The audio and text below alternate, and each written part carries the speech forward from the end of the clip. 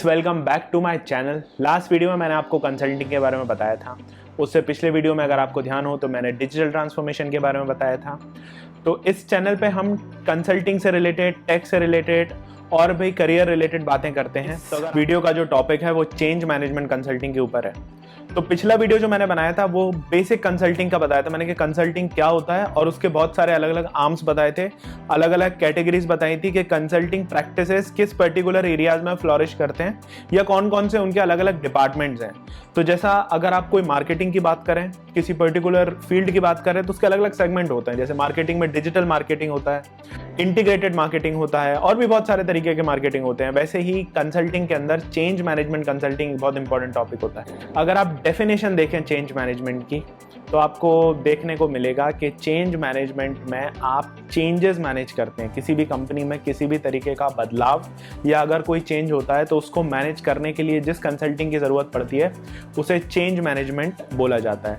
पर सिर्फ इतनी सी बात से आपको समझ में नहीं आएगा कि एक्चुअल में इंडस्ट्री में क्या हो रहा है या कॉर्पोरेट्स में कैसे काम करता है। तो मैं आपको एग्जाम्पल दूंगा और मैं आपको प्रैक्टिकल सिनेरियो बताऊंगा जहां मैं इन्वॉल्व हुआ था एक बार एक चेंज मैनेजमेंट कंसल्टिंग के प्रोजेक्ट में। इंग्लिश में एक बड़ी पुरानी कहावत है जिसमें बोलते हैं the change is the only constant thing in this planet, which is true. कोई भी ऑर्गेनाइजेशन है या कोई भी कॉर्पोरेट है उसमें टाइम टू टाइम चेंजेस आते रहते हैं। अब ये चेंजेस दो तरीके के होते हैं, एक होता है बिजनेस या स्ट्रेटेजिकल चेंजेस और दूसरा होता है टेक रिलेटेड चेंज। तो पहले बात करते हैं बिजनेस रिलेटेड चेंज की। अब एक सिंपल सा एग्जांपल लीजिए कि कोई एक कंपनी है, लेट्स सपोज याहू ने अपना काम चालू किया, 2000 में उनका काम चालू हुआ। ये जो फिगर हैं ये मैं बस एग्जांपल देने के लिए यूज कर रहा हूँ, एक्चुअल फिगर शायद कुछ और हो सकते हैं। तो 2000 की बात करते हैं, याहू आया, याहू ने अपना काम स्टार्ट किया, they are doing really well. And what happens is after 4-5 years they realises के मार्केट में उनके और कॉम्पिटिटर्स आ गए। अब कॉम्पिटिटर्स आए तो उनको शायद अपनी स्ट्रैटेजी को चेंज करने की जरूरत पड़ जाए, क्योंकि जो 4 या 5 साल पहले चल रहा था शायद अब इस दौर में उस तरीके से ना चल पाए।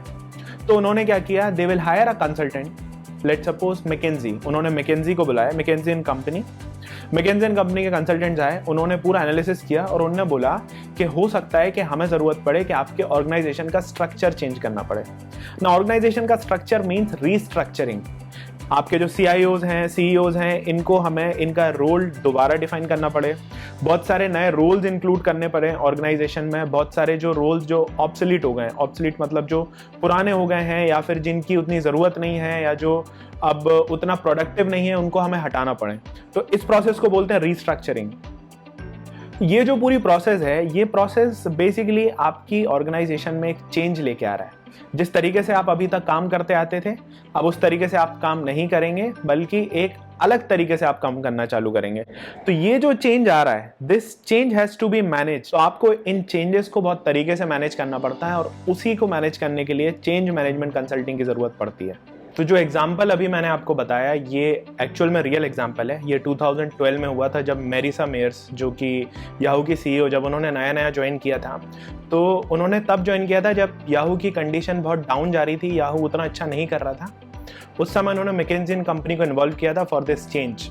और ये एक प्रैक्टिकल एग्जाम्पल है हाउ स्ट्रैटेजी या फिर बिजनेस चेंज मैनेजमेंट वर्क्स। तो इसमें उन्होंने पूरा रीस्ट्रक्चर किया था। मैकेंजी कंपनी ने उनको एक फ्रेमवर्क दिया था जो कि काफ़ी पॉपुलर फ्रेमवर्क है, किस तरीके से चेंज मैनेजमेंट मैनेज होता है। ये एक तरीके का चेंज मैनेजमेंट है जो बिजनेस को इम्पैक्ट करता है, विच इज़ वेरी इंपॉर्टेंट। अब हम बात करते हैं टेक रिलेटेड चेंज मैनेजमेंट की। Tech related change management comparatively easy to manage होता है as compare to business impacts, क्योंकि इसका जो इम्पैक्ट है वो एक बहुत पर्टिकुलर ऑडियंस पे होता है, पूरे ऑर्गेनाइजेशन वाइड नहीं होता है। तो इसका मैं एग्जांपल आपको दे देता हूँ। लेट्स सपोज कोई कंपनी है, वो अभी मैनुअली किसी चीज़ पर काम करता है। ये बहुत सारे लोग हैं वो कागज़ों पे डेटा मैनेज करते हैं या रजिस्टर्स में या और दूसरे जर्नल्स हैं जो वो फिजिकली उनको रिकॉर्ड करते हैं।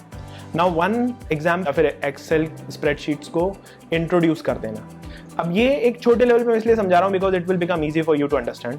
जब एक्सेल्स आएंगे तो व्हाट विल हैपन, आपको पर्टिकुलर वर्कफोर्स को बताना पड़ेगा कि भैया नया जो सिस्टम है उसमें अब आपको कागज़ों पे नहीं लिखना है, स्प्रेडशीट रहेगी, उसको आपको फिलअप करना है, उस पर लिखना है। तो ये जो चेंज हो रहा है फ्रॉम योर कागज टू स्प्रेडशीट, इस चेंज को मैनेज करने के लिए छोटे लेवल पे इसको भी चेंज मैनेजमेंट बोल सकते हैं।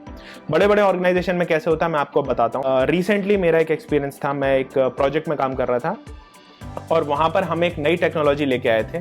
जब नई टेक्नोलॉजी आई तो हमने धीरे धीरे लोगों को बताया कि किस तरीके से ये टेक्नोलॉजी आएगी और आपके ऊपर क्या क्या इम्पैक्ट रहेंगे, किस तरीके से आप अभी तक काम करते आए थे और किस तरीके से अब काम होगा।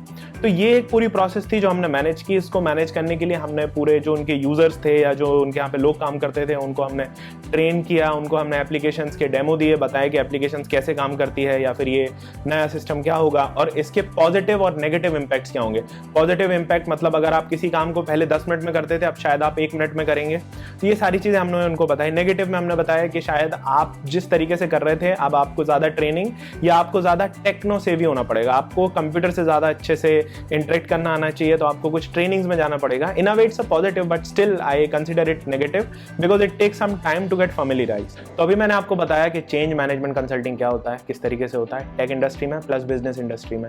अब मैं आपसे बात करूंगा इसके मॉडल की, किस तरीके से ये वर्क करता है। तो 3 एस्पेक्ट होते हैं चेंज मैनेजमेंट कंसल्टिंग के। One is unfreezing, second is change and third is freezing. पहले बात करते हैं पहले एस्पेक्ट की, विच इज अनफ्रीजिंग। अनफ्रीजिंग मतलब आप इस फेज में डिसाइड करते हैं कि आपको ऑर्गेनाइजेशन में कौन कौन से चेंजेस लेके आने हैं, क्या क्या आपको चेंजेस करने हैं। अगर टेक रिलेटेड है तो भी इसी फेज में डिसाइड होता है और अगर बिजनेस रिलेटेड है तो भी डिसाइड होता है। तो हम बोल सकते हैं कि ये इंसेप्शन है, सबसे शुरुआत में ये होगा।